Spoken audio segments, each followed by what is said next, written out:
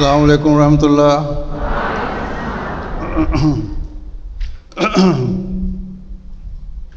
അഷ്ഹദു അല്ലാ ഇലാഹ ഇല്ലല്ലാഹ് വഹ്ദഹു ലാ ശരീക ലഹു വഅഷ്ഹദു അന്ന മുഹമ്മദൻ അബ്ദുഹു വറസൂലുഹു.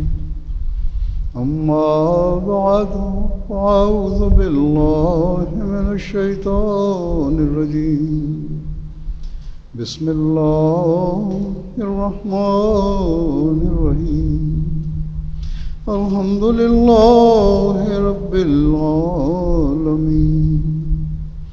الرحمن الرحيم مالك يوم الدين. إياك نعبد وإياك نستعين. اهدنا الصراط المستقيم صراط الذين أنعمت عليهم غير المغضوب عليهم ولا الضالين.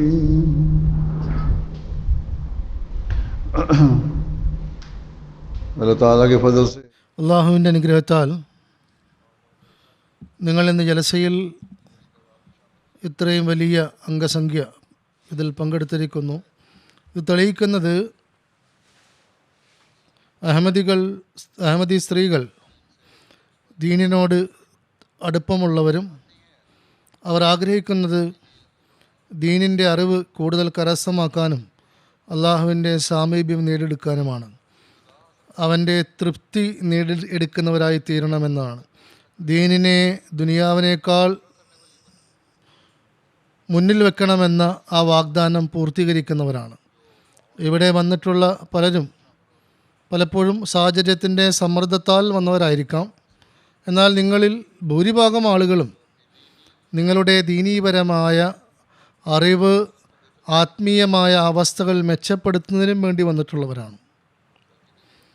ഇന്നലത്തെ പ്രഭാഷണത്തിൽ ഞാൻ പറഞ്ഞിരുന്നു, ഹദ്റത്ത് മസീഹ് മൗഊദ് അലൈഹി സ്വലാത്തു വസ്സലാമിൻ്റെ ജലസ നടത്തുന്നതിൻ്റെ ഉദ്ദേശ്യം ആത്മീയതയും തഖ്വയും ഉണ്ടാക്കുക എന്നുള്ളതാണ്. ഉത്കൃഷ്ടമായ സ്വഭാവ ഗുണങ്ങളിൽ ഉന്നത നിലവാരം നേടിയെടുക്കുക എന്നുള്ളതാണ്. ഞാൻ ആഗ്രഹിക്കുന്നതും പ്രതീക്ഷിക്കുന്നതും എൻ്റെ ഈ വാക്കുകൾ അത് വെറും ഒരു നല്ല ചിന്ത മാത്രമല്ല, അതൊരു യാഥാർത്ഥ്യവുമാണ്. നിങ്ങളുടെ ഇവിടെ വരവിൻ്റെ ഉദ്ദേശം ബൈഅത്തിൻ്റെ നിബന്ധനകൾ പൂർത്തീകരിച്ചുകൊണ്ട് അള്ളാഹുവിൻ്റെ സാമീപ്യം നേടിയെടുക്കുക എന്നതാണ്. അതിനായിക്കൊണ്ട് നിങ്ങൾ ഈ ദിവസങ്ങളിൽ മാത്രമല്ല, നിരന്തരമായിക്കൊണ്ട് തുടർച്ചയായിക്കൊണ്ട് പരിശ്രമിച്ചു കൊണ്ടേയിരിക്കേണ്ടതാണ്. അതേപോലെ തന്നെ നമ്മൾ നോക്കേണ്ടത് ഹദ്റത്ത് മസീഹ് മൗഊദ് അലൈഹി സ്വലാത്തു വസ്സലാം നമ്മിൽ നിന്ന് എന്താണ് ആഗ്രഹിക്കുന്നത്. അദ്ദേഹത്തിനോട് അള്ളാഹു ഈ കാലഘട്ടത്തിൽ ദീനിൻ്റെ പുനരുജ്ജീവനത്തിനു വേണ്ടിയാണ് നിയോഗിച്ചിട്ടുള്ളത്. ആ ലക്ഷ്യം പൂർത്തിയാകണമെങ്കിൽ നമ്മൾ അദ്ദേഹത്തിൻ്റെ ബൈഅത്തിൽ വന്ന ശേഷം ദീനീപരമായ അവസ്ഥകൾ മെച്ചപ്പെടുത്തുന്നതിന് വേണ്ടി അദ്ദേഹം പറഞ്ഞു നൽകിയിട്ടുള്ള മാർഗങ്ങളിൽ പ്രവർത്തിക്കുക എന്നുള്ളതാണ്. അത് അദ്ദേഹം വ്യത്യസ്ത സാഹചര്യങ്ങളിൽ നമുക്ക് വിശദീകരിച്ച് തന്നിട്ടുണ്ട്. ചില കാര്യങ്ങൾ ഞാൻ ചുരുക്കത്തിൽ ഇവിടെ നിങ്ങളോട് പറയുന്നതാണ്. ബൈഅത്തിൽ വന്ന ആളുകളോട് അഭിസംബോധന ചെയ്തുകൊണ്ട് പറയുന്നു, നിങ്ങൾ ഏത് രീതിയിലുള്ള സമൂഹമാണ് ആകേണ്ടതെന്നാൽ അതിനെ സംബന്ധിച്ച് പറഞ്ഞിരിക്കുന്നത് ഫഇന്നഹും ഖൗമുൻ ലാ യശഖ യൂസുഫ്, അതായത് ആ സമുദായം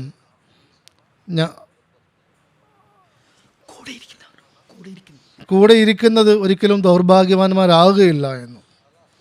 അവരുടെ സ്വഭാവങ്ങൾ ഉന്നത ഗുണങ്ങളായിരിക്കും. അള്ളാഹു പറഞ്ഞു തന്നിട്ടുള്ള ഉന്നതമായ സ്വഭാവ മാതൃകകൾ നമ്മിൽ വരുത്തേണ്ടതാണ്. ഇത് അടിസ്ഥാനപരമായ കാര്യമാണ്. ഇതാണ് നമ്മൾ മനസ്സിലാക്കേണ്ടത്. അതിനുവേണ്ടി പരിശ്രമിക്കേണ്ടതുണ്ട്.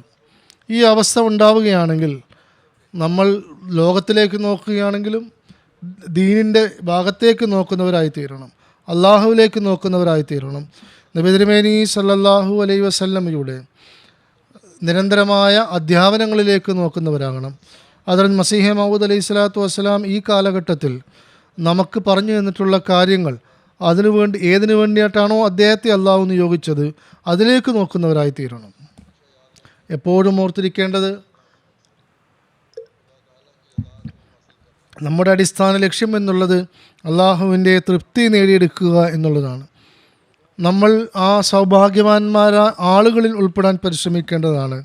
നമ്മുടെ കൂടെ ഇരിക്കുന്നവരും ഒരിക്കലും ദൗർഭാഗ്യവാന്മാരാകരുത്. അവരും സ്വയം ഭാഗ്യവാന്മാരാണെന്ന് മനസ്സിലാക്കണം. അത് സാധ്യമാകണമെങ്കിൽ നമ്മളുടെ എല്ലാ പ്രവൃത്തികളും എല്ലാ സംസാരങ്ങളും അള്ളാഹുവിൻ്റെ തൃപ്തി നേടിയെടുക്കുന്നത് വേണ്ടിയിട്ടുള്ളതായിരിക്കുകയും അവൻ്റെ അധ്യാപനങ്ങൾക്കനുസൃതമായിക്കൊണ്ട് പ്രവർത്തിക്കുന്നവരുമാകുമ്പോഴാണ്. അതേപോലെ തന്നെ ഒരിടത്ത് അദ്ദേഹം പറയുന്നു, എൻ്റെ വാക്കുകൾ വളരെ ശ്രദ്ധാപൂർവം നിങ്ങൾ കേൾക്കുക. അള്ളാഹുവിൽ നിന്ന് നിയോഗിക്കപ്പെട്ടവൻ്റെ വാക്കുകൾ ശ്രദ്ധാപൂർവം കേൾക്കേണ്ടതാണ്. നിങ്ങൾ ശ്രദ്ധിച്ച് കേൾക്കുമ്പോൾ മാത്രമേ നിങ്ങൾ ആ ലക്ഷ്യം നേടിയെടുക്കാൻ സാധിക്കുകയുള്ളൂ. ഏതൊരു ഉദ്ദേശത്തിന് വേണ്ടിയിട്ടാണോ ബയ്യത്ത് വാങ്ങിയിട്ടുള്ളത്, നിങ്ങൾ ദൈവനിയോഗത്തിനുമായി നിങ്ങളെ ബന്ധിപ്പിക്കുന്നതിൻ്റെ ഉദ്ദേശം നിറവേറണമെങ്കിൽ അതൊക്കെ വേണ്ടതാണ്. നിങ്ങൾ എല്ലാ കാര്യത്തെയും ശ്രദ്ധാപൂർവം ശ്രവിക്കേണ്ടതാണ്, അതിനെക്കുറിച്ച് ചിന്തിക്കേണ്ടതാണ്. കാരണം ഇത് ഈമാൻ്റെ കാര്യമാണ്. അതിലുള്ള മടിയും അലസതയും അല്ലെങ്കിൽ ശ്രദ്ധയില്ലായ്മയും അതിൽ ശ്രദ്ധിക്കാതിരിക്കുന്നതുമൊക്കെയും നിങ്ങളിൽ വളരെ മോശമായ ഫലമാണ് ഉണ്ടാക്കുക. അദ്ദേഹം പറയുന്നു, ആളുകൾ ഈമാനിൽ അലസത കാണിക്കുമ്പോൾ അവരോട് അഭിസംബോധന ചെയ്തുകൊണ്ട് എന്തെങ്കിലും പറയുന്നത് ശ്രദ്ധാപൂർവം അവർ കേൾക്കുന്നില്ലെങ്കിൽ പിന്നീട് നോക്കുക, അവരോട് പറയപ്പെടുന്ന കാര്യങ്ങൾ കൊണ്ട് ഈ പറയുന്ന ആൾ എത്ര ഉന്നത ഗുണത്തിലുള്ള ആളാണെങ്കിലും ഒരു പ്രയോജനവും ചെയ്യുകയില്ല. പറയുന്നു, അത്തരത്തിലുള്ള ആളുകൾ അവരെ സംബന്ധിച്ച് പറയപ്പെട്ടിരിക്കുന്നത് അവർക്ക് കാതുകളുണ്ട് പക്ഷെ കേൾക്കുന്നില്ല, ഹൃദയമുണ്ട് എന്നാൽ മനസ്സിലാക്കുന്നില്ല. അതുകൊണ്ട് മനസ്സിലാക്കുക, നിങ്ങളോട് പറയുന്ന ഏതൊരു കാര്യവും ശ്രദ്ധയോടുകൂടി കേൾക്കുകയും വളരെ ഗഹനത്തോടുകൂടി കേൾക്കുകയും അങ്ങനെ ശ്രദ്ധാപൂർവം കേൾക്കുന്നില്ല എങ്കിൽ അവർക്ക് യാതൊരു പ്രയോജനവും ഉണ്ടാവുകയില്ല. ചിലപ്പോൾ ആളുകൾ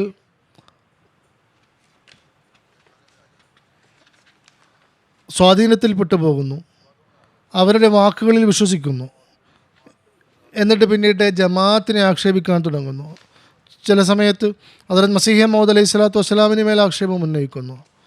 അപ്പോൾ നിങ്ങളുടെ അറിവ് വർദ്ധിപ്പിക്കേണ്ടതാണ്. ഹദ്റത്ത് മസീഹ് മൗഊദ് അലൈഹി സ്വലാത്തു വസ്സലാമിൻ്റെ വാക്കുകൾ ശ്രദ്ധാപൂർവം കേൾക്കേണ്ടതാണ്. അങ്ങനെ ശ്രദ്ധിച്ച് കേൾക്കുക എന്നതുകൊണ്ട് ഉദ്ദേശിക്കുന്നത് അദ്ദേഹം ഇസ്ലാമിൻ്റെ അധ്യാപനങ്ങൾ പ്രകാശിതമാക്കാൻ വേണ്ടി നമുക്ക് ധാരാളം അധ്യാപനങ്ങളും ഉപദേശങ്ങളും നൽകിയിട്ടുണ്ട്. ആ ഉപദേശങ്ങൾ നമ്മൾ പഠിച്ച് മനസ്സിലാക്കേണ്ടതാണ്.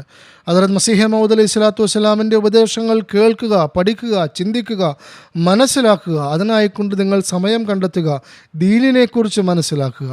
നമ്മൾ ദീനിൻ്റെ അറിവ് വർദ്ധിപ്പിക്കുമ്പോൾ, നമ്മളതിൽ അധികരിക്കുമ്പോൾ എങ്കിൽ മാത്രമേ നമ്മളുടെ ആത്മീയമായ പ്രവർത്തനപരമായ കാര്യങ്ങളൊക്കെയും നമുക്ക് ശരിയാക്കാൻ സാധിക്കുകയുള്ളൂ. നമ്മൾ വെറുതെ ബയ്യത്ത് ചെയ്തിരിക്കുകയാണെങ്കിൽ, നമ്മൾ ദീനീപരമായ അറിവ് വർദ്ധിപ്പിക്കുന്നില്ല എങ്കിൽ നമുക്ക് ഒരു വിജയവും നേടിയെടുക്കാൻ സാധിക്കുകയില്ല. മെല്ലെ മെല്ലെ നമ്മൾ പിന്നിലേക്ക് പോവുകയും ചെയ്യും. പലപ്പോഴും വളരെ ചെറിയ ചെറിയ നിസ്സാരമായ ചോദ്യങ്ങൾക്ക് മുമ്പിലും പലപ്പോഴും സ്ത്രീകളും കുട്ടികളും ഉന്നയിക്കുന്ന ചോദ്യങ്ങൾ, അത് നമ്മൾക്ക് അറിവ് വർദ്ധിപ്പിക്കാനുള്ള ശ്രദ്ധയുണ്ടെങ്കിൽ ജമാഅത്തിൻ്റെ ഫ്യൂച്ചറിൽ ഇത്തരം ചോദ്യങ്ങൾക്കുള്ള ഉത്തരങ്ങൾ നമുക്ക് കണ്ടെത്താൻ സ്വയം സാധിക്കുന്നതാണ്. അതുകൊണ്ട് നിങ്ങൾ ശ്രദ്ധാപൂർവം എൻ്റെ വാക്കുകൾ കേൾക്കുക.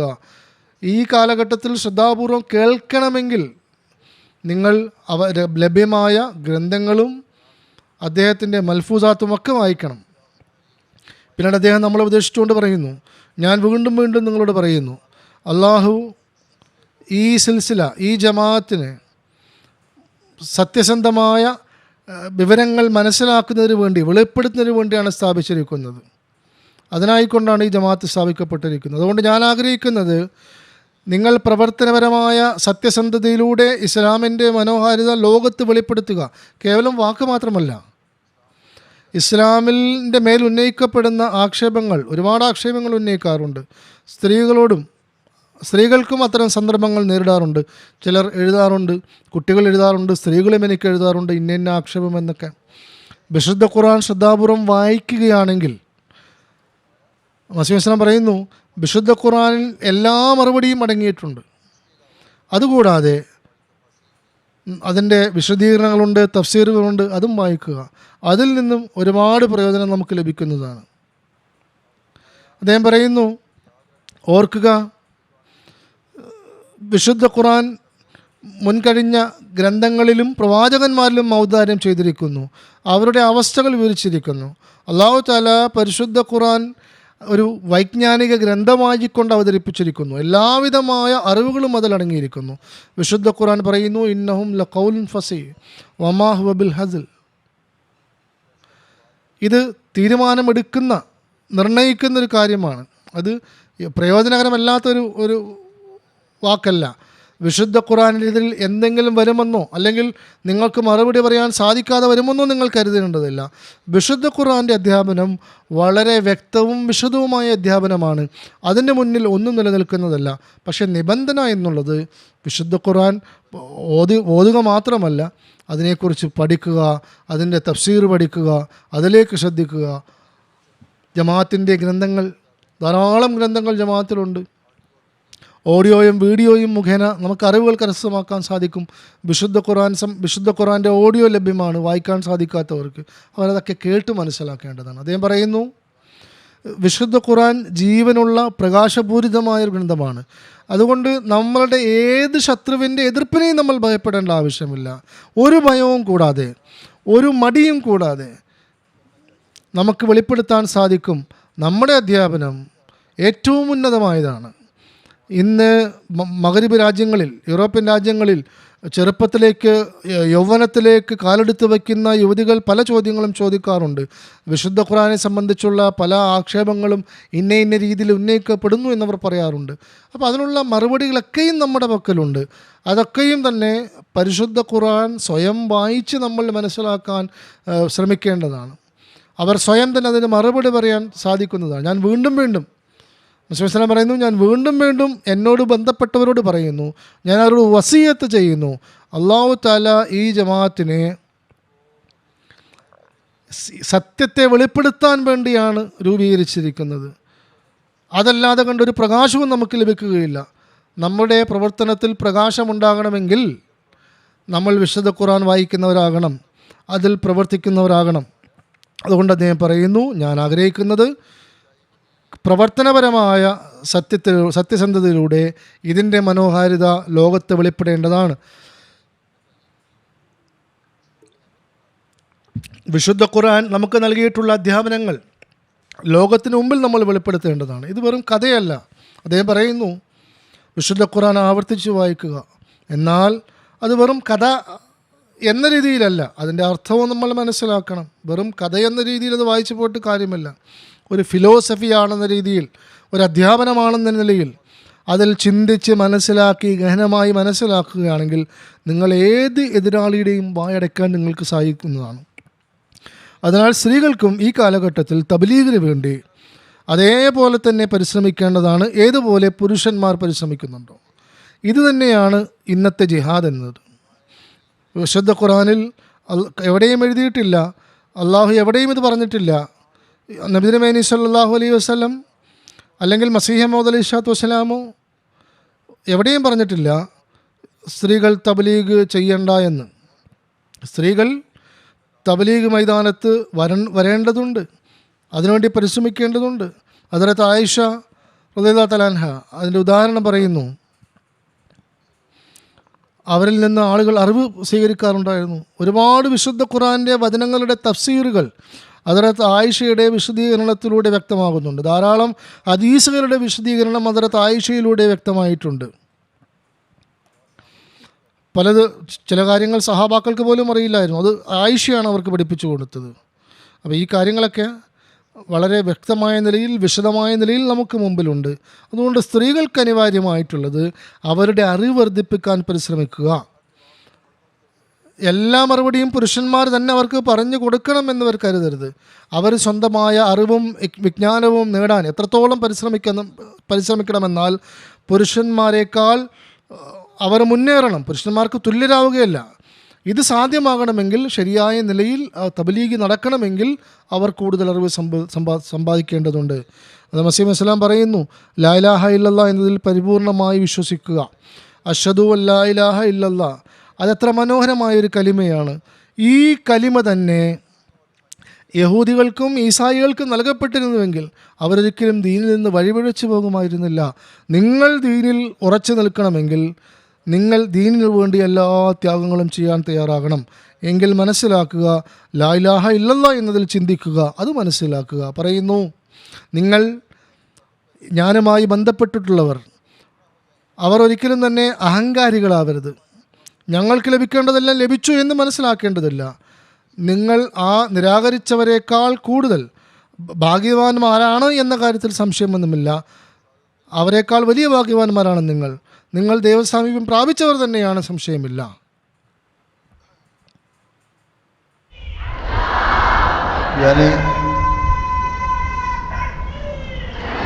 यानी तुम उनकी तरह नहीं हो जिन्होंने നിരാകരിച്ചവരെ പോലെയല്ല, അവർ അവമാനിച്ചവരെ പോലെ നിങ്ങൾ അവമാനിച്ചിട്ടില്ല. ദൈവത്തെ നിങ്ങൾ നിരസപ്പെടുത്തിയിട്ടുമില്ല.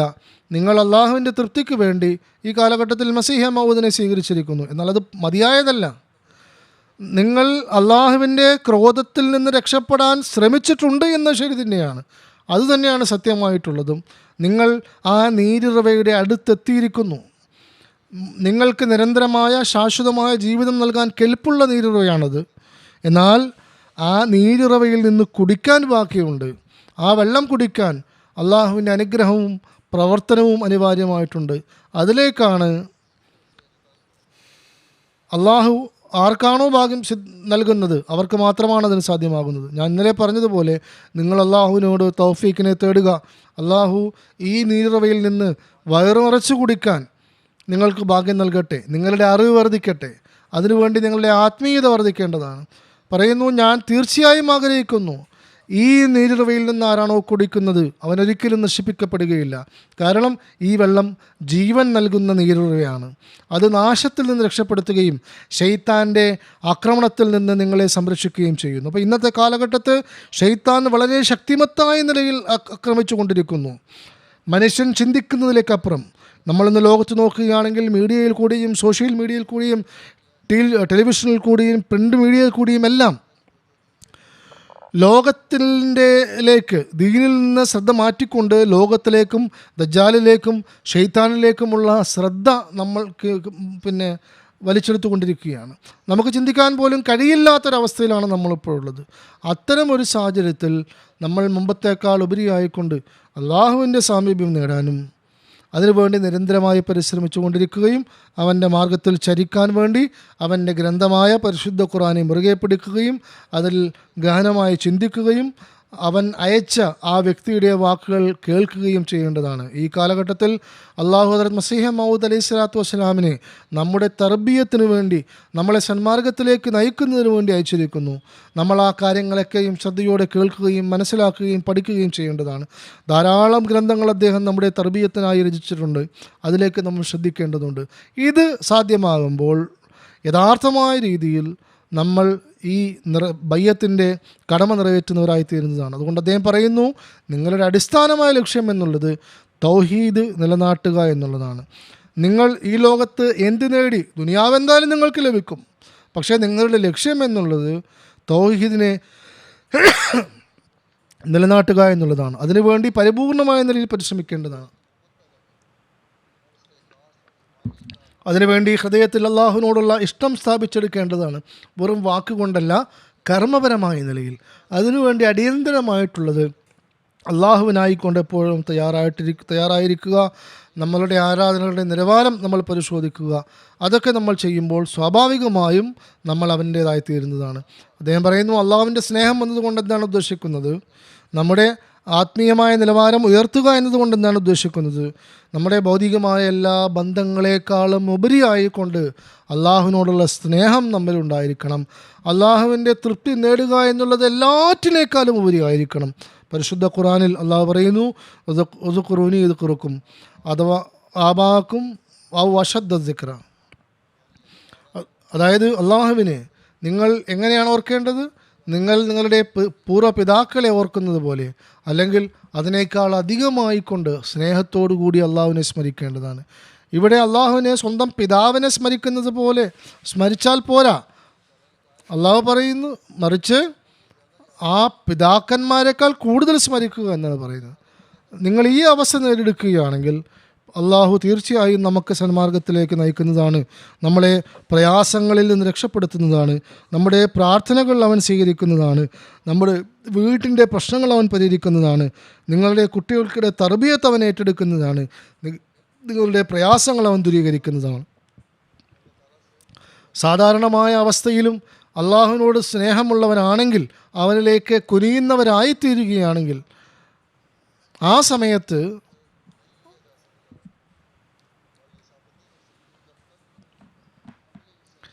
കർമ്മപരമായ നിലയിൽ മാതൃകയില്ലാതെ ഒരിക്കലും നമുക്ക് ആ നിലവാരം നേടിയെടുക്കാൻ സാധിക്കുകയില്ല. കർമ്മപരമായ നിലയിൽ പരിപൂർണരാകേണ്ടതുണ്ട്, അതിനുവേണ്ടി പരിശ്രമിക്കേണ്ടതായിട്ടുണ്ട്. ഇത് എൻ്റെ വാക്കുകൾ കൊണ്ട് മാത്രം വന്നാൽ പോരാ. നമ്മളൊരു മധുരമുള്ള പദാർത്ഥത്തിൻ്റെ പേര് പറഞ്ഞതുകൊണ്ട് മാത്രം, ഉച്ചരിച്ചതുകൊണ്ട് മാത്രം നമ്മുടെ വായിൽ മധുരം ഉണ്ടാവുകയില്ല. ഒരു സുഹൃത്ത് തൻ്റെ സൗഹൃദം അംഗീകരിക്കുകയും എന്നാൽ സമയത്ത് അവനെക്കൊണ്ട് പ്രയോജനമില്ലാതിരിക്കുകയും ചെയ്താൽ, അവൻ ഉപേക്ഷിച്ച് പോകുന്നവനാണെങ്കിൽ അവനൊരിക്കലും നല്ലൊരു സുഹൃത്തല്ല. അതേപോലെ തന്നെ അള്ളാഹുവിൻ്റെ തൗഹീദിൽ വെറും വാക്കുകൊണ്ടുള്ള പ്രഖ്യാപനം മാത്രമാണേ ഉള്ളൂ, വെറും നാക്കുകൊണ്ട് മാത്രമേ പറയുന്നുള്ളൂ എങ്കിൽ അതുകൊണ്ട് യാതൊരു പ്രയോജനവുമില്ല. നിങ്ങൾ നിങ്ങളുടെ പൂർവ്വപിതാക്കന്മാരെ സ്മരിക്കുന്നതിനേക്കാൾ അധികമായി കൊണ്ട് അള്ളാഹുവിനെ സ്മരിക്കുകയാണെങ്കിൽ, അവരെക്കാൾ കൂടുതൽ അള്ളാഹുവിനെ സ്നേഹിക്കുന്നവരായി തീരുകയാണെങ്കിൽ, അത് സാധ്യമാകണമെങ്കിൽ നിങ്ങൾ കർമ്മപരമായ നിലയിൽ അത് നിറവേറ്റുന്നവരാകണം. കർമ്മപരമായ നിലയിൽ അത് സാധ്യമാകുന്നത് അള്ളാഹു നൽകിയിട്ടുള്ള കൽപ്പനകളെ പാലിച്ചുകൊണ്ട് അതുവേണ്ടി പരിശ്രമിക്കുമ്പോഴാണ്. പരിശുദ്ധ ഖുർആനിൽ അല്ലാഹു തആല ധാരാളം കൽപ്പനകൾ നൽകിയിട്ടുണ്ട്. സ്ത്രീകൾക്ക് ധാരാളമായ കൽപ്പനകളുണ്ട്.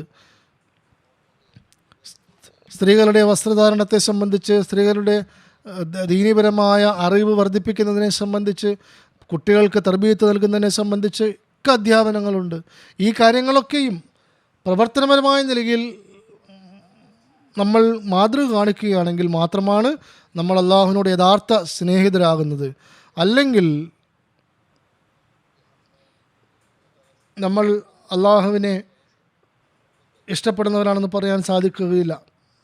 വെറും വാവ് കൊണ്ടുള്ള പറച്ചിൽ മാത്രമായിരിക്കും. അദ്ദേഹം പറയുന്നു, അള്ളാഹുവിനെ തൃപ്തിപ്പെടുത്തുന്നതിന് വേണ്ടി കർമ്മപരമായി കൊണ്ട് നിങ്ങൾ ചുവടെടുത്ത് വെക്കേണ്ടതുണ്ട്. എന്തെങ്കിലും തെറ്റുകൾ മുൻപ് കഴിഞ്ഞു പോയിട്ടുണ്ടെങ്കിൽ സത്യസന്ധമായ നിലയിൽ അതിൽ തൗബ ചെയ്യുക. എന്നിട്ട് സത്യസന്ധതയോടെ ആത്മാർത്ഥതയോടെ അള്ളാഹുവുമായി ബന്ധപ്പെടുക. അത് സാധ്യമാകണമെങ്കിൽ നിങ്ങൾ ബയ്യത്തിൻ്റെ കടമകൾ നിറവേറ്റുന്നവരായി തീരണം. എങ്കിൽ മാത്രമേ നിങ്ങൾ ചെയ്തിട്ടുള്ള പ്രതിജ്ഞ നിങ്ങൾ നിറവേറ്റുന്നവരായി തീരുകയുള്ളൂ. അല്ലാഹു തആല നമുക്ക് നൽകിയിട്ടുള്ള ഔദാര്യങ്ങൾ ഓർത്തുകൊണ്ട് നിങ്ങൾ ആ കൽപ്പനകളൊക്കെ പൂർണ്ണമായി പാലിക്കുന്നവരായി തീരണം. മനുഷ്യനെ നിർബന്ധമായിട്ടുള്ളത് അവൻ മുത്തഖിയാവുക എന്നുള്ളതാണ്. മുത്തഖിയാവുക എന്നത് അവൻ തന്നെയാണ് അള്ളാഹുവിൻ്റെ പക്കൽ ഏറ്റവും സ്വീകാര്യനും അംഗീകരിക്കപ്പെടുന്നവനുമായിട്ടുള്ളത്. നമ്മുടെ ജമാഅത്തിലുള്ളവർ ഈ ഉപദേശം എപ്പോഴും മനസ്സിലാക്കിയിരിക്കേണ്ടതാണ്. അതിൽ പുരുഷന്മാരും സ്ത്രീകളും ഉൾപ്പെട്ടിട്ടുണ്ട്. ഇത് പുരുഷന്മാർക്ക് വേണ്ടി മാത്രമാണെന്നല്ല പറഞ്ഞത്, മറിച്ച് അതിൽ സ്ത്രീകളും പങ്കെടുക്കേണ്ടതാണ്. എൻ്റെ അവസ്ഥ എന്നുള്ളത്, എൻ്റെ ചിന്ത എപ്പോഴും ഈ ഭൗതികമായിട്ടുള്ള ബന്ധങ്ങൾ, ഭൗതിക ലോകത്തുള്ള ബന്ധങ്ങളിൽ ചിലത് സമ്പത്തിന് വേണ്ടിയിട്ടുള്ളതായിരിക്കും, ചിലത് കുടുംബത്തിന് വേണ്ടിയിട്ടുള്ളതായിരിക്കും, ചിലത് ശക്തിക്ക് വേണ്ടിയിട്ടുള്ളതായിരിക്കും. ഇതൊക്കെയാണ് നമ്മൾ ഈ ലോകത്ത് ബന്ധങ്ങളിൽ കാണുന്നത്. അതിലേക്കാണ് ആളുകൾ കൂടുതലും ശ്രദ്ധിക്കുന്നത്, അതിലേക്ക് ആളുകൾ താല്പര്യപ്പെടുകയും ചെയ്യുന്നു. ഒരുപാട് ആളുകൾ ചോദിക്കാറുണ്ട്, നിങ്ങൾ ബന്ധം സ്ഥാപിക്കുമ്പോൾ നമ്മൾ എന്താണ് നോക്കേണ്ടത്? നബി തിരുമേനി സല്ലല്ലാഹു അലൈഹി വസല്ലം ഒരു ബന്ധമെടുക്കുന്നതിന് ചില നിബന്ധനകൾ പറഞ്ഞിട്ടുണ്ട്. അതിൽ മസീഹ മൗഊദ് അലൈഹിസ്സലാത്തു വസ്സലാം വിശദീകരിച്ചിട്ടുമുണ്ട്. നിങ്ങൾ സൗന്ദര്യം നോക്കുകയോ കുടുംബ മഹിമ നോക്കുകയോ അല്ലെങ്കിൽ ശക്തിയോ കുടുംബ മഹിമയോ ഒന്നുമല്ല നോക്കേണ്ടത്. നിങ്ങൾ വിജയകരമായൊരു ബന്ധം സ്ഥാപിക്കാൻ ആഗ്രഹിക്കുന്നുവെങ്കിൽ സ്ത്രീയും പുരുഷനും തഖ്വയുടെ നിലവാരം ഉന്നതമാക്കണം, ദീനിൻ്റെ നിലവാരം ഉയർച്ചയുള്ളതാക്കണം. എന്നിട്ട് നോക്കുക, നിങ്ങൾ ദീനിനെ ദുനിയാവിനേക്കാൾ മുൻബന്ധിക്കുന്നതാണ് എന്ന ആ നിബന്ധന നിറവേറ്റുന്നവരായി തീരുന്നതാണ്. അത് ചെയ്യുമ്പോൾ മാത്രമേ ഈ ബന്ധങ്ങൾ വിജയിക്കുകയുള്ളൂ. അല്ലാഹു തആല പറയുന്നു, ഇന്ന അക്രമക്കും ഇൻദല്ലാഹി അത്ഖാക്കും, അള്ളാഹുവിൻ്റെ സമക്ഷം ഏറ്റവും കൂടുതൽ ആദരണീയനായവൻ മുത്തഖിയായിട്ടുള്ളവനാണ്. അദ്ദേഹം പറയുന്നു, ജമാഅത്തിൽ ഉള്ളവർ മുത്തഖികളുടെ ജമാഅത്തിനെ അവരെ മാത്രമേ അള്ളാഹു അടുപ്പിക്കുകയുള്ളൂ. അവർ മാത്രമാണ് അള്ളാഹുവിൻ്റെ സാമീപ്യം പ്രാപിച്ചവരായി തീരുകയുള്ളൂ. അവരുടെ കാര്യങ്ങൾ മാത്രമേ അള്ളാഹു കേൾക്കുകയുള്ളൂ. അവരുടെ ദുആകൾ മാത്രമേ അള്ളാഹു സ്വീകരിക്കുകയുള്ളൂ. മറ്റുള്ളവരെക്കാൾ ശ്രേഷ്ഠതയും അള്ളാഹു നൽകും. അപ്പം ഒരേ സ്ഥാനത്ത് മുത്തഖിയും മുത്തഖി അല്ലാത്തവർക്കും ഒന്നിച്ചു ചേരാൻ സാധിക്കുകയില്ല. അഴുക്കും വൃത്തിയും ഒരിടത്തിൽ ഒന്നിച്ചു ചേരുകയില്ല എന്നതുപോലെ നമ്മളിത് ചിന്തിച്ച് മനസ്സിലാക്കേണ്ട, ഭയപ്പെടേണ്ട ഒരു സ്ഥാനമാണ്. നിങ്ങൾ നോക്കുക, നമ്മൾ തഖ്വയുടെ നിലവാരത്തെ എത്രത്തോളം നമ്മൾ ഉയർത്തിയിട്ടുണ്ട്. നമ്മൾ അള്ളാഹുവിൻ്റെ സാമീപ്യം നേടിയെടുക്കേണ്ടവരായി തീരേണ്ടതുണ്ട്. നമ്മൾ അതിനായിക്കൊണ്ട് പരിശ്രമിക്കേണ്ടവരായിട്ടാകേണ്ടതുണ്ട്. അതേപോലെ നമ്മുടെ സന്താനങ്ങളെയും. അദ്ദേഹം പറയുന്നു, ഈ ജമാഅത്തിൽ വന്നിട്ടുള്ളവർ ഒരു പുതിയ ജീവിതം നിങ്ങൾ തുടങ്ങേണ്ടതാണ്. അത് പുരുഷനാണെങ്കിലും സ്ത്രീയാണെങ്കിലും ആരൊക്കെ ഈ ജമാഅത്തിൽ വന്നിട്ടുണ്ടോ അവർ അവരുടെ ഉള്ളിൽ ഒരു മാറ്റമുണ്ടാക്കിയെടുക്കേണ്ടതാണ്. അല്ലെങ്കിൽ കേവലം വാദം മാത്രമായിരിക്കും ഞങ്ങൾ മസീമോനെ വിശ്വസിച്ചു എന്നുള്ളത്. നബി തിരുമേനി സല്ലല്ലാഹു അലൈഹി വസല്ലമയുടെ പ്രവചനം പൂർത്തിയാക്കുന്നവരാകണമെങ്കിൽ നമ്മളുടെ കർമ്മപരമായ പ്രവർത്തനമില്ലെങ്കിൽ, ഒരു മാറ്റം നമ്മളിൽ ഉണ്ടാകുന്നില്ല എങ്കിൽ, നമ്മുടെ അറിവും ആത്മീയതയും വർദ്ധിക്കുന്നില്ല എങ്കിൽ, അള്ളാഹുവിൻ്റെ കടമകൾ നമ്മൾ നിറവേറ്റുന്നില്ല എങ്കിൽ, ആളുകളോടുള്ള പെരുമാറ്റത്തിൽ നമ്മൾ നല്ല നിലവാരം കാണിക്കുന്നില്ല എങ്കിൽ, ആളുകൾ നമ്മളെ വെറുക്കുന്നവരോ അല്ലെങ്കിൽ നമ്മളോട് അനിഷ്ടം കാണിക്കുന്നവരായി തീരുകയാണെങ്കിൽ പിന്നെ ഈ ബയ്യത്ത് കൊണ്ട് യാതൊരു പ്രയോജനവുമില്ല. അദ്ദേഹം പറയുന്നു, ഈ ജമാഅത്തിൽ വന്നവർ ഒരു പുതിയ ജീവിതം തുടങ്ങേണ്ടതാണ്. നിങ്ങളുടെ ഉള്ളിൽ പരിശുദ്ധമായൊരു മാറ്റം ഉണ്ടാകേണ്ടതാണ്. അങ്ങനെ ആവുകയാണെങ്കിൽ പിന്നീട് അള്ളാഹുവിൻ്റെ മലക്കുകൾ നിങ്ങളെ ഒരു മാതാവ് എടുക്കുന്നത് പോലെ, കുഞ്ഞിനെ എടുക്കുന്നത് പോലെ അള്ളാഹുവിൻ്റെ മലക്കുകൾ നിങ്ങളെ എടുത്തു നടക്കുന്നതാണ്. ഹൃദയത്തിൻ്റെ കീഴ്പ്പെടലാണ് ബയ്യത്ത് കൊണ്ട് ഉദ്ദേശിക്കുന്നത്. നിങ്ങളുടെ പാപങ്ങളിൽ നിന്ന് സത്യസന്ധമായ നിലയിൽ തൗബ ചെയ്തുകൊണ്ട് അള്ളാഹു നമ്മുടെ പാപങ്ങളെ പുറത്തു തരുന്നവനാണെന്ന് മനസ്സിലാക്കിക്കൊണ്ട് ഒരു ഉമ്മയുടെ വയറ്റിൽ നിന്ന് വരുന്ന നവജാത ശിശുവിനെ പോലെ പരിശുദ്ധി ആർജിച്ചെടുക്കേണ്ടതാണ്. അതുകൊണ്ട് ഈ നിബന്ധനകളൊക്കെ നമുക്ക് പാലിക്കേണ്ടതുണ്ട്. നമ്മൾ ഓരോരുത്തരും പരിശോധിക്കുക, നമ്മളുടെ അവസ്ഥ അങ്ങനെയാണോ? നമ്മൾ പരിപൂർണമായ നിലയിൽ അള്ളാഹുവിൻ്റേതായിട്ടുണ്ടോ? എല്ലാ ശൈത്താനികമായ വസ്വസകളിൽ നിന്നും ചിന്തകളിൽ നിന്നും പ്രവർത്തനങ്ങളിൽ നിന്നും അള്ളാഹുവിൻ്റെ അനിഷ്ടകരമായ കാര്യങ്ങളിൽ നിന്നുമൊക്കെ, അള്ളാഹു തടഞ്ഞിട്ടുള്ള കാര്യങ്ങളിൽ നിന്നൊക്കെ നമ്മൾ അകലം പാലിച്ചിട്ടുണ്ടോ? അല്ല എങ്കിൽ നമ്മൾ ബയ്യത്ത് ചെയ്തതുകൊണ്ട് അഹമ്മദി ആയതുകൊണ്ടോ അഹമ്മദി ആകാത്തത് കൊണ്ടോ ഒരു വ്യത്യാസവുമില്ല.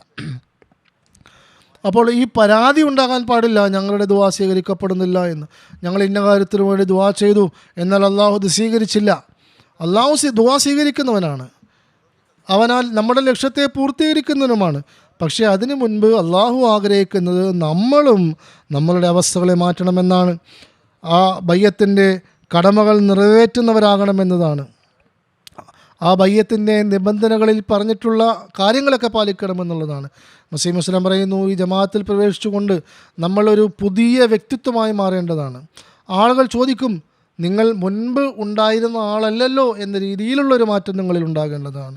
ജന്മനാഹമ്മദികളായിട്ടുള്ളവർ അവർ പലപ്പോഴും ചിലപ്പോൾ വഴി തെറ്റിപ്പോകുന്നവരുണ്ടാകാം. അവർക്ക് ബോധം വരുമ്പോൾ, അള്ളാഹു അവസരം നൽകുമ്പോൾ അവർ മനസ്സിലാക്കേണ്ടത് അള്ളാഹുവിൻ്റെ കലാമിനെ അവർ പഠിക്കുക, അതിൽ നിന്ന് പാഠം ഉൾക്കൊള്ളുക, അതിൽ അമൽ ചെയ്യുക. അദ്ദേഹം പറയുന്നു, ചിലർ മനസ്സിലാക്കുന്നത് നമ്മൾ ഭൗതികമായ കാര്യങ്ങളിൽ ഇടപെടേണ്ടെന്നോ ദുനിയാവിനെ പിൻപറ്റേണ്ടെന്നോ അതിൻ്റെ പുതിയ അറിവുകൾ നേടിയെടുത്തില്ല എന്നൊക്കെ വിചാരിച്ച് നമ്മൾ നഷ്ടപ്പെട്ടവരായി തീരുമെന്ന് നമ്മൾ കരുതേണ്ടതില്ല. അള്ളാഹു ഒരിക്കലും അറിവ് നേടുന്നതിൽ നമ്മളെ തടഞ്ഞിട്ടില്ല. ഭൗതികമായ അറിവ് നമ്മൾ നേടേണ്ടതാണ്, അതും വളരെ ആവശ്യമാണ്. അതും അള്ളാഹു തന്നെ നൽകിയിട്ടുള്ളതാണ്, അള്ളാഹു സൃഷ്ടിച്ചിട്ടുള്ളതാണ്. അള്ളാഹു മനുഷ്യന് ബുദ്ധി നൽകിയിരിക്കുന്നത് ദുനിയാവി ആയിട്ടുള്ള അറിവുകളും കരസ്ഥമാക്കുക എന്നുള്ളതാണ്. പക്ഷേ ദീനിന് നമ്മൾ മുഖ്യത്വം നൽകണം, അള്ളാഹുവിൻ്റെ തൃപ്തിയെ മുന്നിടണം. നമ്മളെ അള്ളാഹുവിൽ നിന്ന് അകറ്റുന്ന അറിവുകൾ നമ്മളത് നേടേണ്ടതില്ല, അതിൻ്റെ പുറകെ പോകേണ്ടതില്ല. അത്തരം കർമ്മങ്ങൾ, അള്ളാഹുവിൽ നിന്ന് ദൂരപ്പെടുത്തുന്ന കർമ്മങ്ങൾ, അതിൻ്റെ പുറകെ നമ്മൾ പോകേണ്ടതില്ല. ആ സൊസൈറ്റികൾ, അത്തരം സമൂഹങ്ങൾ അള്ളാഹുവിൽ നമ്മളെ അകറ്റുന്നുണ്ടെങ്കിൽ അതിൽ നമ്മൾ ഇരിക്കേണ്ടതില്ല. ഈ ചിന്തയാണ് നമുക്കുണ്ടാകേണ്ടത്.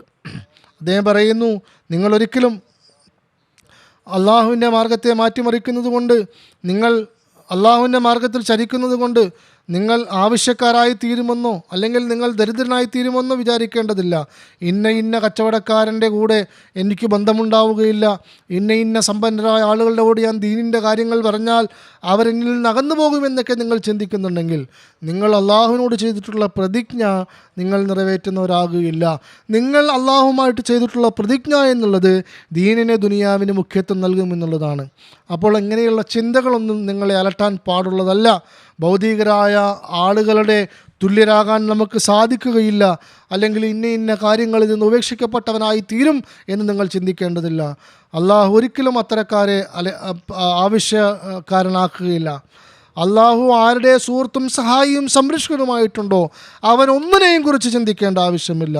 മുഴുവൻ ലോകവും അവൻ്റെ എതിർത്താലും അവൻ ഒന്നും തന്നെ വേവലാതിപ്പെടേണ്ട കാര്യമില്ല.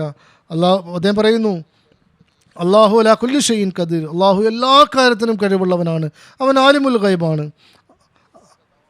അള്ളാഹുവിൻ്റെ പാർശ്വത്തെ മുറുകെ പിടിക്കുന്നവന് ഒരു പ്രയാസവും നേരിടേണ്ടി വരില്ല. അവൻ എന്തെങ്കിലും പ്രയാസം ഉണ്ടാകുമോ? ഒരിക്കലും ഉണ്ടാവുകയില്ല. അദ്ദേഹം പറയുന്നു, അള്ളാഹുവിൻ്റെ സാമീപ്യം നേടിയെടുക്കുന്നവർക്ക് താൽക്കാലികമായ പ്രയാസങ്ങളും പരീക്ഷണങ്ങളും ഉണ്ടായിരിക്കാം. പക്ഷേ അത്തരക്കാരെയും അള്ളാഹു രക്ഷിച്ചെടുക്കുന്നത് കണ്ടാൽ മറ്റുള്ളവർ ആശ്ചര്യപ്പെട്ടു പോകും. ഇബ്രാഹിം നബി അലൈഹി സ്വലാത്തു വസ്സലാമിനെ ശത്രുക്കൾ തീയിലിട്ടപ്പോൾ അള്ളാഹു അദ്ദേഹത്തിനെ തീയിൽ നിന്ന് രക്ഷിച്ചു. കൊടുങ്കാറ്റിൽ നിന്ന് അള്ളാഹു തൻ്റെ ദാസന്മാരെ രക്ഷിച്ചെടുക്കുന്നു. അള്ളാഹു ഉദാഹരണമൊക്കെ പറഞ്ഞു വന്നിരിക്കുന്നത് ഇന്നും അള്ളാഹു ജീവിച്ചിരിപ്പുണ്ട്, ഇന്നും അവൻ തൻ്റെ അടയാളം കാണിക്കാൻ കഴിവുള്ളവനാണ്. അള്ളാഹുമായിക്കൊണ്ട് ശരിയായൊരു ബന്ധം നമ്മൾ നിലനിർത്തുകയാണെങ്കിൽ, അവൻ്റെ കടമകൾ നമ്മൾ നിറവേറ്റുകയാണെങ്കിൽ, ആ അധ്യാപനങ്ങളനുസരിച്ച് നമ്മൾ ജീവിക്കുന്നുണ്ടെങ്കിൽ, അവൻ്റെ കടമകൾ നമ്മൾ നിറവേറ്റുന്നുണ്ടെങ്കിൽ, അള്ളാഹു ഇപ്പോഴും തൻ്റെ അത്ഭുത അടയാളങ്ങൾ നമുക്ക് കാണിച്ചു തരുന്നതാണ്. അദ്ദേഹം പറയുന്നു, നിങ്ങൾ തൗബ ചെയ്യുക, നിങ്ങളുടെ ഹൃദയത്തെ പരിശുദ്ധീകരിക്കുക, എങ്കിൽ മാത്രമേ നിങ്ങൾക്ക് അള്ളാഹുവിൻ്റെ സാമീപ്യം നേടിയെടുക്കാൻ സാധിക്കുകയുള്ളൂ. എങ്കിൽ മാത്രമേ നിങ്ങൾക്ക് ദുരിതങ്ങളിൽ നിന്നും പ്രയാസങ്ങളിൽ നിന്നും രക്ഷപ്പെടാൻ സാധിക്കുകയുള്ളൂ. അള്ളാഹു പറഞ്ഞിട്ടുള്ള കാര്യങ്ങളൊക്കെയും തന്നെ നിറവേറുന്നതാണ്. പ്രയാസം വരുമ്പോൾ മാത്രം അള്ളാഹുവിനെ വിളിക്കുകയും, ചില ആളുകൾ എനിക്കും എഴുതാറുണ്ട്, ഞങ്ങൾ ദുആ ചെയ്തു, ഒരുപാട് ദുആ ചെയ്തു, എന്നാൽ ആ ദുആ സ്വീകരിക്കപ്പെട്ടില്ല. അദ്ദേഹം പറയുന്നു, പ്രയാസമുള്ള സമയത്ത് മാത്രം നിങ്ങൾ ദുആ ചെയ്യുകയാണെങ്കിൽ ഒരു അവസരം, ഒരു പരിധി വരെ അള്ളാഹു അത് സ്വീകരിക്കുകയും സ്വീകരിക്കാതിരിക്കുകയും ചെയ്യാം. എന്നാൽ പ്രയാസങ്ങളും ബുദ്ധിമുട്ടുകളും വരുന്നതിന് മുമ്പേ നിങ്ങൾ ദുആ ചെയ്യുകയാണെങ്കിൽ, അള്ളാഹുമായിക്കൊണ്ടുള്ള ബന്ധം നിങ്ങൾ ഉണ്ടാക്കിയെടുക്കുകയാണെങ്കിൽ അള്ളാഹു തീർച്ചയായും നിങ്ങളുടെ എല്ലാ പ്രാർത്ഥനകളും സ്വീകരിക്കുന്നതാണ്. നിങ്ങൾ സാധാരണ അവസ്ഥയിൽ ചെയ്ത ദുആകളും നിങ്ങളെ പിന്നീട് വരുന്ന പ്രയാസങ്ങളിൽ നിന്ന് രക്ഷിക്കുന്നതാണ്. അതുകൊണ്ട് എപ്പോഴും ഓർത്തിരിക്കേണ്ടത്, ഒരു പ്രത്യേക സമയം വരുമ്പോൾ അല്ലെങ്കിൽ പ്രയാസം വരുമ്പോൾ അള്ളാഹുവിനെ ഓർക്കുക എന്നുള്ളതല്ല. ഇന്ന് ഒരുപാട് ചോദ്യങ്ങൾ ഈ രീതിയിലുള്ളതാണ്. ഞങ്ങൾ ദുആ ചെയ്തു, ഞങ്ങൾ പ്രയാസത്തിലകപ്പെട്ടു, ഞങ്ങൾ ദുആ ചെയ്തു, പക്ഷേ അള്ളാഹ് സ്വീകരിച്ചില്ല. അപ്പോൾ ചോദ്യം ഇതാണ്, അത്തരത്തിലുള്ള ആളുകൾക്ക് സ്വയം പരിശോധിക്കേണ്ടതുണ്ട്. അവർ അവരുടെ നല്ല അവസ്ഥയിൽ ഇതേപോലെ വേദനയോടുകൂടി ദുആ ചെയ്തിട്ടുണ്ടോ? പ്രയാസമുള്ള അവസ്ഥയിൽ ചെയ്യുന്നത് പോലെ നല്ല അവസ്ഥയിലും അവർ അള്ളാഹുവിനെ ഓർത്തിട്ടുണ്ടോ? ഇപ്പോൾ ഈ സ്ഥാപിക്കുന്ന ഈ ബന്ധം മുൻപ് നിങ്ങൾ അള്ളാഹുമായി സ്ഥാപിച്ചിട്ടുണ്ടോ? ഇല്ല എങ്കിൽ പിന്നെ നിങ്ങളുടെ മേലാണ് ആക്ഷേപം തിരിഞ്ഞു വരുന്നത്. നിങ്ങൾ അള്ളാഹുമായിക്കൊണ്ടുള്ള ബന്ധം സ്ഥാപിച്ചെടുക്കുന്നതിൽ പരാജയപ്പെട്ടിരിക്കുന്നു. അപ്പോൾ അള്ളാഹു മാത്രം അവൻ്റെ കടമ നിറവേറ്റണം, നിങ്ങൾ നിങ്ങളുടെ കടമ നിറവേറ്റേണ്ടതില്ല എന്ന് ധരിക്കേണ്ടതില്ല. കടമ നേടിയെടുക്കാൻ വേണ്ടി പരിശ്രമിക്കുന്നവൻ കടമ നേടിയെടുത്താൽ മാത്രം പോരാ, ആ കടമ നിറവേറ്റാനും പരിശ്രമിക്കേണ്ടതാണ്.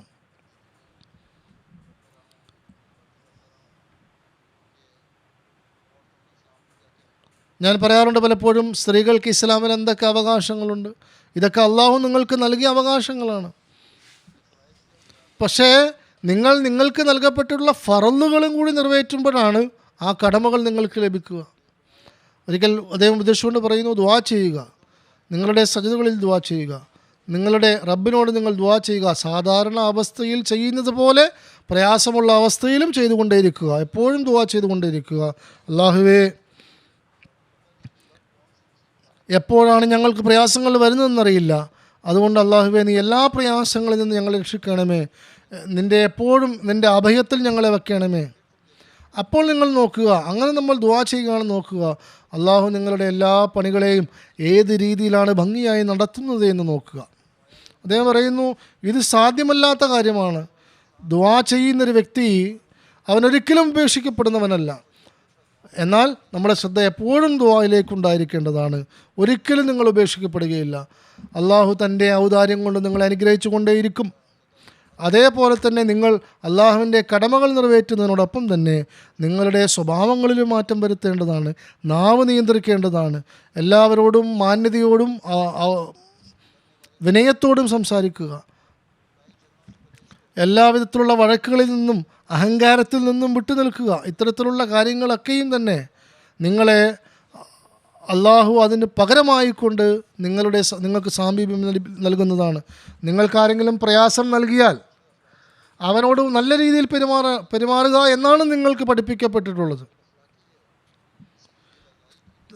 ആരുടെയെങ്കിലും മനസ്സ് വിഷമിപ്പിച്ചാൽ അത് മോശമായ പ്രവൃത്തിയാണ്. മറ്റുള്ളവർക്ക് എന്തെങ്കിലും പ്രയാസങ്ങൾ നൽകുകയും ചെയ്യുന്നത് മോശമായ കാര്യമാണ്. നമ്മുടെ വീടുകളിലും അമ്മായിയമ്മ മരുമകൾ തമ്മിലും ഇത്തരത്തിലുള്ള പ്രശ്നങ്ങൾ ഉണ്ടാകാറുണ്ട്. ഒരാളോട് പല രീതിയിലുള്ള പരാതികൾ ഉണ്ടാകുമ്പോൾ വളരെ മോശമായ നിലയിൽ സംസാരിക്കുകയും പെരുമാറുകയും ഒക്കെ ചെയ്യുന്നു. അപ്പോൾ ഏതെങ്കിലും രീതിയിൽ അത്തരം സന്ദർഭങ്ങളിൽ പോലും ഒരു മോമിൻ്റെ അടയാളം എന്നുള്ളത് അവൻ നല്ല നിലയിൽ പെരുമാറിക്കൊണ്ടേയിരിക്കുക ഏത് സാഹചര്യത്തിലും എന്നാണ്. നിങ്ങൾ ബയ്യത്തിൻ്റെ കടമകൾ നിറവേറ്റുന്നവരാകണമെങ്കിൽ മുസ്ലിം വസല്ലം പറയുന്നു, ആരാണോ ദുർബലരായിട്ടുള്ളത്, ബലഹീനരായിട്ടുള്ളത്, സ്വഭാവപരമായ ബലഹീനതകളുള്ളത്, അവരോടും നിങ്ങൾ നല്ല നിലയിൽ പെരുമാറേണ്ടതാണ്. അവരുടെ തർബീയത്തിലേക്ക് നമ്മൾ ശ്രദ്ധിക്കേണ്ടതാണ്. നിങ്ങളങ്ങനെ ചെയ്യുമ്പോൾ തീർച്ചയായും അള്ളാഹുവിൻ്റെ സാമീപ്യം നിങ്ങൾക്ക് ലഭിക്കുന്നതാണ്. അദ്ദേഹം പറയുന്നു, നമ്മുടെ ജമാഅത്ത് കർമ്മപരമായ മാതൃക കാണിക്കുന്നില്ല എങ്കിൽ, പിന്നീട് അവരവരുടെ കർമ്മം കൊണ്ട് അവർ മാതൃക കാണിക്കുന്നില്ലെങ്കിൽ, ഞാൻ വന്നതുകൊണ്ട് പ്രയോജനം ഉണ്ടാകണമെങ്കിൽ ബയ്യത്ത് ചെയ്തുകൊണ്ട് ചിലപ്പോൾ പ്രയോജനമില്ലാതെ വരും. നിങ്ങളുടെ മാതൃകയില്ല എങ്കിൽ നിങ്ങളെ അള്ളാഹുവിൻ്റെ സാമീപ്യം നേടിയെടുക്കുന്നവരായി തീർക്കേണ്ടതാണ്. നിങ്ങളുടെ ആരാധനകളുടെ നിലവാരം മെച്ചപ്പെടുത്തേണ്ടതുണ്ട്. സ്വഭാവ ഗുണങ്ങൾ ഉന്നതമാക്കേണ്ടതുണ്ട്. നിങ്ങളുടെ കർമ്മപരമായ മാതൃകയും മെച്ചപ്പെടുത്തേണ്ടതുണ്ട്. നമ്മുടെ ജമാഅത്ത് ഈ കാര്യത്തിനായിട്ടുള്ളതല്ല. സാധാരണ ഭൗതികരായ ആളുകളെ പോലെ നമ്മൾ ഭൗതികരായ ആളുകളെ കണ്ട് ആകർഷരാകരുത്. നമ്മുടെ ലക്ഷ്യം ഉന്നതമാണ്. നമ്മൾ ഭൗതികരായ ആളുകളെ പരിഷ്കരിക്കേണ്ടവരാണ്. അവർക്ക് തർബീയത്ത് നൽകേണ്ടവരാണ്. അവരെ നേരായ മാർഗത്തിലേക്ക് നയിക്കേണ്ടവരാണ്.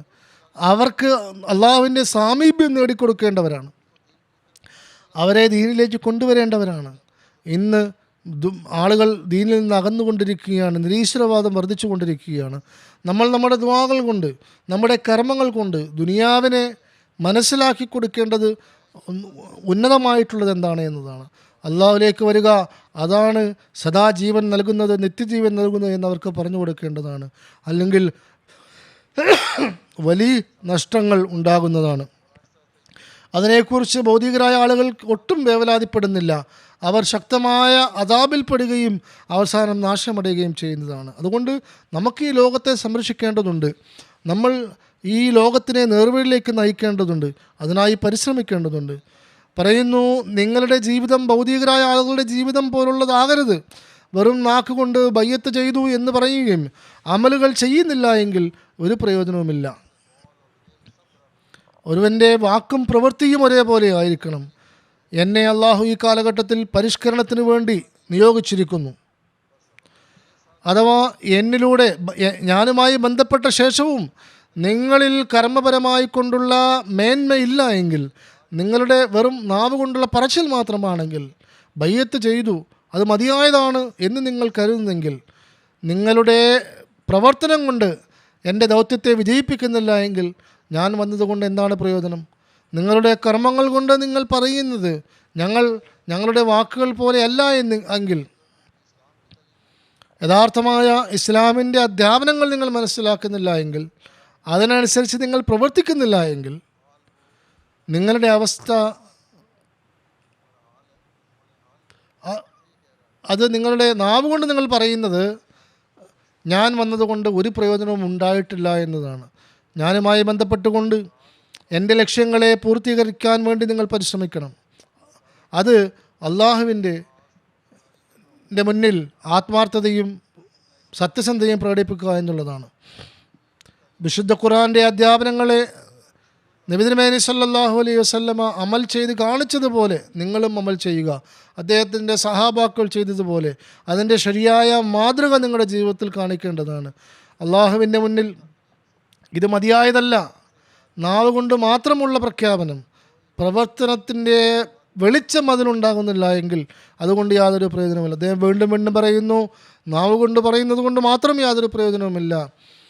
അള്ളാഹു സൃഷ്ടിക്കാൻ ആഗ്രഹിക്കുന്ന ജമാഅത്ത് അത് കർമ്മപരമായ പ്രവർത്തനങ്ങളില്ലാതെ ജീവിക്കാൻ സാധിക്കുകയില്ല. ഈ ഉന്നതമായ ജമാഅത്ത് ഇതിൻ്റെ തയ്യാറെടുപ്പ് ഹദ്റത്ത് ആദം നബി മുതൽ തുടങ്ങിയതാണ്. ഈ ദാവത്തിനെ സംബന്ധിച്ച് മുന്നേ പറയാത്തൊരു പ്രവാചകനും വന്ന് കഴിഞ്ഞു പോയിട്ടില്ല. അപ്പോൾ നമ്മുടെ കർമ്മങ്ങൾ കൊണ്ട് നിങ്ങൾ കാണിച്ചു തരേണ്ടത് ഞങ്ങൾ സത്യത്തിൻ്റെ ആൾക്കാരാണ്. അത് സ്ത്രീയായാലും പുരുഷനായാലും കുട്ടിയായാലും യുവാവായാലും വയസ്സായ ആയാലും ചെറുപ്പക്കാരായാലും നമ്മളിലുള്ള ഓരോരുത്തരും തന്നെ നമ്മുടെ കർമ്മം കൊണ്ട് ദീനിൻ്റെ യഥാർത്ഥ അധ്യാപനങ്ങൾ പാലിക്കുന്നവരാകണം. നമ്മൾ അള്ളാഹുവിൻ്റെ കൽപ്പനകൾ പാലിക്കുന്നവരാകണം. അവൻ്റെ സ്നേഹം നമ്മുടെ ഹൃദയത്തിൽ ഉണ്ടാക്കിയെടുക്കണം. നമ്മൾ ഉന്നതമായ സ്വഭാവങ്ങൾ പ്രകടിപ്പിക്കുന്നവരാകണം. അത് സാധ്യമാകണമെങ്കിൽ ശരിയായ നിലയിൽ ജമാഅത്തിൽ ചേർന്നവരാകണം എന്ന ഉദ്ദേശമുണ്ടായിരിക്കണം. ഇന്ന് നിങ്ങളുടെ സന്താനങ്ങൾക്ക് തർബിയത്ത് നൽകേണ്ട ആളുകളാണ്. അവരെ ജമാഅത്തുമായി ബന്ധിപ്പിക്കേണ്ടവരാണ്. ഹദ്റത്ത് മസീഹ് മൗഊദ് അലൈഹിസ്സലാത്തു വസ്സലാമിൻ്റെ ആ ബയ്യത്തിൻ്റെ ഉദ്ദേശം പൂർത്തീകരിക്കേണ്ടതാണ്. അവർക്ക് അതിനെക്കുറിച്ച് മനസ്സിലാക്കി കൊടുക്കേണ്ടവരാണ്. ദീനിനെ ദുനിയാവിനേക്കാൾ മുഖ്യത്വം നൽകുന്നവരായി വളർത്തേണ്ടതാണ്. അപ്പം നിങ്ങളവരെ ഭൗതികതയുടെ തിളക്കത്തിൽ മുങ്ങിമറിയുന്നവരാകരുത്. മറിച്ച് മുൻപത്തേക്കാൾ അധികമായി കൊണ്ട് അള്ളാഹുവിലേക്ക് തിരിയേണ്ടതാണ്. നമ്മൾ എത്രത്തോളം പ്രവാചകൻ്റെ കാലഘട്ടത്തിൽ നിന്ന് പോയിക്കൊണ്ടിരിക്കുന്നുവോ അത്രത്തോളം ബലഹീനതകൾ വർദ്ധിച്ചുകൊണ്ടേയിരിക്കും. അപ്പോൾ ഈ ബലഹീനതകളൊക്കെ പരിശോധിച്ചുകൊണ്ട് അള്ളാഹുവിലേക്ക് നമ്മളെ അടുപ്പിക്കണമെങ്കിൽ നമ്മുടെ ആരാധനകളുടെ നിലവാരങ്ങൾ നമ്മളെ മെച്ചപ്പെടുത്തേണ്ടതുണ്ട്. അങ്ങനെ നമ്മുടെ സന്താനങ്ങളെയും നമ്മുടെ വരും തലമുറയെയും നമുക്ക് പരിരക്ഷിക്കാൻ സാധിക്കുന്നതാണ്. എങ്കിൽ മാത്രമേ ദീനിൻ്റെ കടമകൾ നമ്മൾ നിറവേറ്റുന്നവരാവുകയുള്ളൂ. ഞാൻ ആദ്യം പറഞ്ഞതുപോലെ ധാരാളം കുട്ടികൾ ചോദ്യം ചോദിക്കാറുണ്ട്. പലപ്പോഴും മാതാപിതാക്കൾക്ക് അതിന് മറുപടി പറയാൻ സാധിക്കാറില്ല. അവരവരുടെ അറിവ് വർദ്ധിപ്പിക്കുകയാണെങ്കിൽ, ദീനീപരമായ ജ്ഞാനം കരസ്ഥമാക്കുകയാണെങ്കിൽ അവർക്ക് ഇത്തരത്തിലുള്ള മറുപടികൾ നൽകാൻ സാധിക്കുന്നതാകണം. നമ്മുടെ നിലവാരത്തെ നമ്മൾ കൂടുതൽ മെച്ചപ്പെടുത്താൻ ശ്രമിക്കേണ്ടതാണ്. ദജ്ജാലിൻ്റെ വലയിൽ നമ്മൾ പെട്ടുപോകാൻ പാടുള്ളതല്ല. സ്ത്രീകൾ നൽകിയിട്ടുള്ള അവകാശങ്ങളെ സംബന്ധിച്ച്, ഇസ്ലാം സ്ത്രീകൾക്ക് നൽകിയിട്ടുള്ള അവകാശങ്ങളെ സംബന്ധിച്ച് മറ്റൊരു മതങ്ങളും നൽകാത്ത നിലയിൽ നൽകിയിട്ടുണ്ട്. ഈ കാലഘട്ടത്തിൽ നബി തിരുമേനി സല്ലല്ലാഹു അലൈഹി വസല്ലം മാതൃക മുഖേന നമുക്കത് മനസ്സിലാക്കാൻ സാധിക്കുന്നതാണ്. എന്താണ് സ്ത്രീകൾക്ക് അദ്ദേഹം നൽകിയിട്ടുള്ള ഉന്നതമായ സ്ഥാനം? ഇസ്ലാം സ്ത്രീകൾക്ക് നൽകിയിട്ടുള്ള ഉന്നതമായ സ്ഥാനം എന്താണ്? ഒരു അഹമ്മദിക്ക് ഇതൊക്കെയും എപ്പോഴും അവരുടെ മനസ്സിലുണ്ടാകേണ്ടതാണ്. ഇസ്ലാം സ്വീകരിക്കുകയും അള്ളാഹുമായി ബന്ധപ്പെട്ട് നിൽക്കുകയും യഥാർത്ഥ ഇസ്ലാമിനെ മനസ്സിലാക്കുകയും ചെയ്ത ഒരു സ്ത്രീയാണെങ്കിൽ അവൾ അള്ളാഹുമായി കൊണ്ടുള്ള ബന്ധം വർദ്ധിപ്പിക്കാൻ വേണ്ടി എപ്പോഴും പരിശ്രമിച്ചുകൊണ്ടിരിക്കണം. അവരുടെ ദീനീപരമായ അറിവ് വർദ്ധിപ്പിക്കാൻ സാധിക്കണം. ഭൗതികരായ ആളുകളുടെ ചോദ്യത്തിന് വായടപ്പിക്കാൻ നമുക്ക് സാധിക്കണം. നമ്മൾ മുന്നേറുക മാത്രമല്ല, നമ്മുടെ സന്താനങ്ങളെയും നമുക്ക് ആ വഴിയിലേക്ക് കൊണ്ടുവരാൻ സാധിക്കണം. ഇസ്ലാമിൻ്റെ അധ്യാപനങ്ങളെ ലോകത്തിൻ്റെ അറ്റങ്ങളോളം എത്തിക്കുക എന്നുള്ളത് നമ്മുടെ ലക്ഷ്യമാണ്. നമ്മൾ ശരിയായ നിലയിൽ ആ ഉദ്ദേശം പൂർത്തീകരിക്കണമെന്നവരാകണമെങ്കിൽ അത് ബയ്യത്തിൻ്റെ പ്രതിജ്ഞ നിറവേറ്റുന്നവരായി തീരണം. ഹദ്റത്ത് മസീഹ് മൗഊദ് അലൈഹിസ്സലാത്തു വസ്സലാമിൻ്റെ അധ്യാപനങ്ങൾ മനസ്സിലാക്കിക്കൊണ്ട് പ്രവർത്തിക്കുന്നവരാകണം. അതേപോലെ തന്നെ നമ്മുടെ സന്താനങ്ങളുടെ ഭാവിയെ നമ്മൾ സംരക്ഷിക്കുന്നവരായി തീരേണ്ടതാണ്. അല്ലാഹു തആല നമുക്കെല്ലാവർക്കും അതിനുള്ള തൗഫീക്ക് നൽകി അനുഗ്രഹിക്കട്ടെ. ആമീൻ. ദുആ.